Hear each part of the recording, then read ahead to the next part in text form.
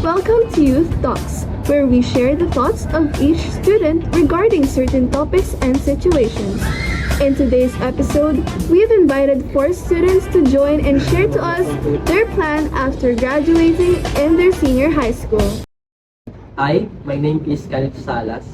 Hello everyone, my name is Chad Dizon. Hello, I'm Jill Castaldo. Hi, mabuhay! My name is Ian Russell Silumibaw.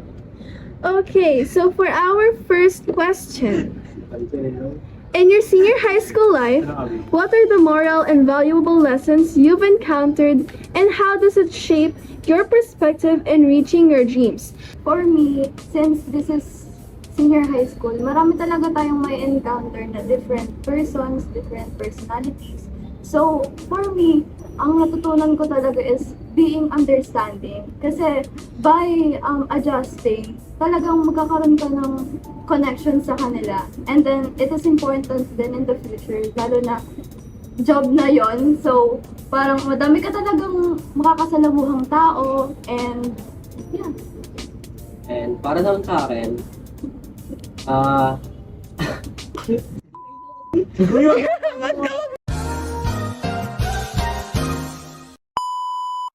Sa akin naman, ang natutunan ko sa senior high school ko is yung kung paano ka rumispeto sa tao. Siyempre, pare, kapag hindi ka respetado sa tao, hindi ka na nirespetuhin ng ibang mga tao. Kaya, akin, sa bilang trabaho ko ngayon, sa pinupursu ko, na like nga criminology, so marami ako makakasalamuhang mga kagaya kong mga estudyante rin na fresh grad, pero yun nga, binibigyan ko rin ng respeto sila. Kung gusto kong respetuhin ako ng tao, kailangan sa akin muna magmula na re-respetuhin ko sila. Ganun.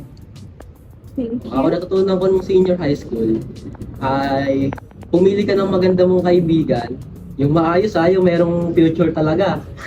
Huwag yung... Kaya, ayun, para mas maganda yung mo, yung magiging future mo. Sige. Ayun. Siguro sa akin, disiplina. Kasi kung wala ka nun, parang mahirap mo talagang maabot yung pangarap mo. Kasi, syempre, kahit minsan tinatamad ka na, kakailanganin mo yun kasi, ayun nga, pag tinatamad ka na, gagawin mo pa rin siya dahil may disiplina. That's a very nice answer. So for our second question naman, after you graduate, what course are you planning to take and what school do you want to apply to? Para sa akin, yung gusto kong pasukan na school, yung course muna. Yung course ko nga is, yun nga, criminology into police, ganun nga.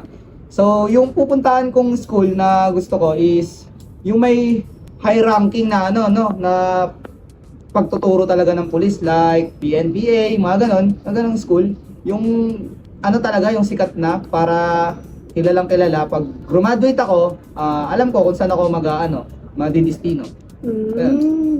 Ako siguro, ang napipili ko ngayong, ang course ko ngayon ay criminology. Pero baka magbago pa yun sa IT. Pero pag criminology, yung kukunin ko na school ay sa ICCT or kaya sa PLMAR. Pero pag napasok ako sa ICCT, doon talaga ako sa ICCT. Okay. Ikaw naman, Jill, ano yung plano mo and ano yung course na gusto mo? Siguro, sa school muna. I will be examining kasi sa different universities like UP or UST. Pero ang naka-ano ko talaga is PUP.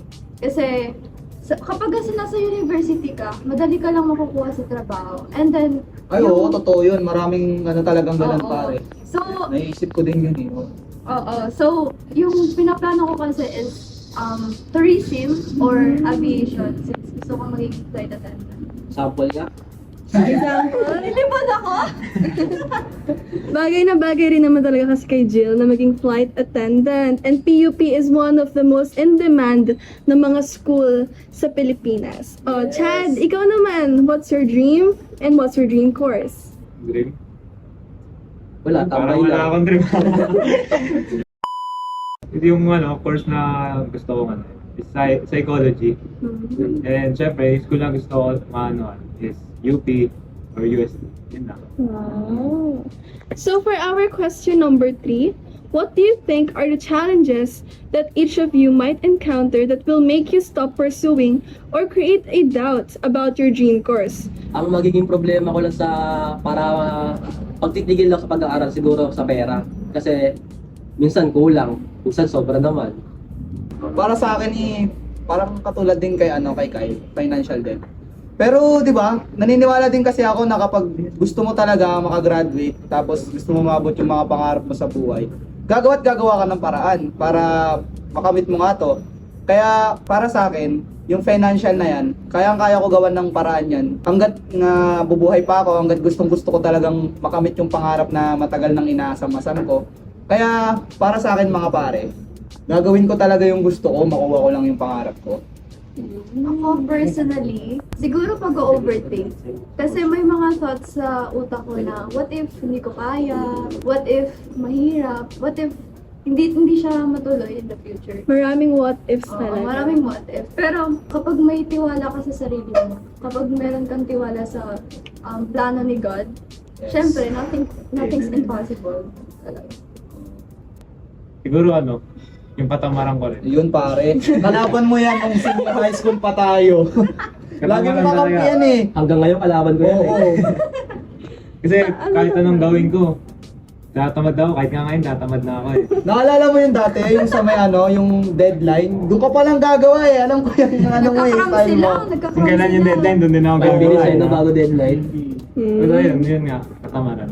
So for our fourth question, if ever there wouldn't be a chance for you to pursue your dream career after graduating senior high school, what are your other alternative options? Sa akin wala akong maisip na papalit ko na course eh. Kasi simula pa lang nung pagkabata ako, yun nga, pangarap ko na talaga maging pulis. Kaya, di ko alam, baka magano na lang siguro ako mag part-time. Doon ko mabibuild na makaipon ako ng pera na para ituloy-kuloy yung pangarap na naudlot. So motivated ka talaga. Yes, namabot ko talaga siya. Okay, so next one. Ano nga yung tanong?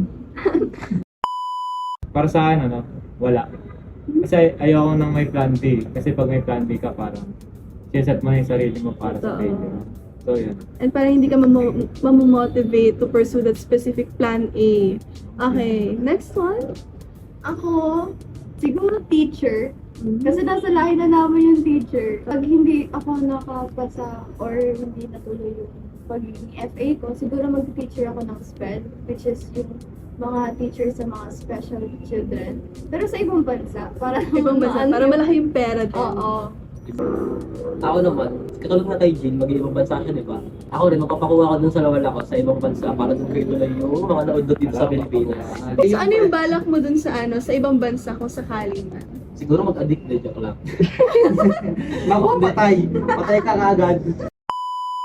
Okay, for the fifth and last question, what motivates you to pursue your dreams? Hindi lang yun para sa course mo, pero pati na rin sa future dreams, future goals mo. For me, my motivation is my family. Siyempre, number one yan sa buhay. Hindi mawawala yan family ako. Kasi simula pa lang nung pagkabata ko, nandiyan na sila nakasuporta sa akin.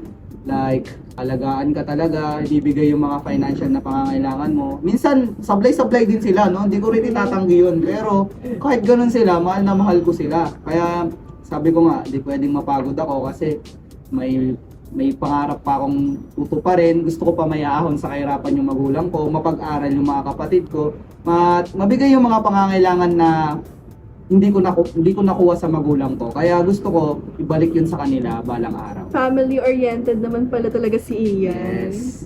Similar rin naman kay Ian, pamilya. Pero mas kasi ko yung mami ko. Kasi simula bata ako, siya talaga yung lagi kong kasama. Lagi niya lang susuportahan. Kaya yun talaga, mami ko talaga yung motivation. Ako, syempre, family, pero sa job ko, siguro aeroplano ang motivation. Pag nakakita ko ng aeroplano, parang ini-imagine ko. Andyan nasa ka, taas. diba? Yun. Ako siguro, katulad na sa kanila, family din, tsaka si God. Minsan kasi pag marami ang problema, doon din ako sa kanila nagtatanong. Lalo na good ako, syempre. Siyempre, number one naman si God. No? Hindi rin naman mawawala si God sa buhay natin kasi siya din yung nagbibigay ng lakas sa atin at kapag mga may problema nga tayo, so tutulungan niya tayo. Thank you for sharing such a wonderful insights tungkol sa mga plano ninyo sa buhay ninyo. So bago tayo magtapos, any advice dun sa mga senior high school pa lang ngayon na may mga balak ng i-take para sa future courses nila? Payo ko lang sa mga kapanood man nito, no? So mga estudyante diyan na mga senior na may pangarap sa buhay, ang mapapayo ko lang sa inyo is kahit na gaano kahirap yung buhay na nararanasan nyo ngayon, ay wag kayo mawalan ng pag-asa na ituloy ito, no? Kasi nandyan din yung yung Panginoon natin eh. Mag-pray ka lang, hingi ka lang ng lakas sa Kanya, then yun na. Kapag naman napagod ka, edi magpahinga ka lang, tapos laban ulit. Ganun lang ang buhay. Kailangan mo lang sumabay sa takbo ng buhay. Sabi nga nila, di ba? Go with the flow. Yan ang buhay. Kailangan mong ituloy. Kasi ikaw rin naman na mag-aano dyan eh, sa dulo. Ikaw rin kawawa. Isipin mo na lang yung mga sacrifices na magulang mo sa'yo. So yun yung mapapayo ko sa mga kabataan dyan. Mag-aral kayo na mabuti kasi yan lang ang sandata ninyo ngayon. Sabi niyo na yung mga sinabi ko. Trust the process na lang talaga, and let God guide you throughout the step of the way.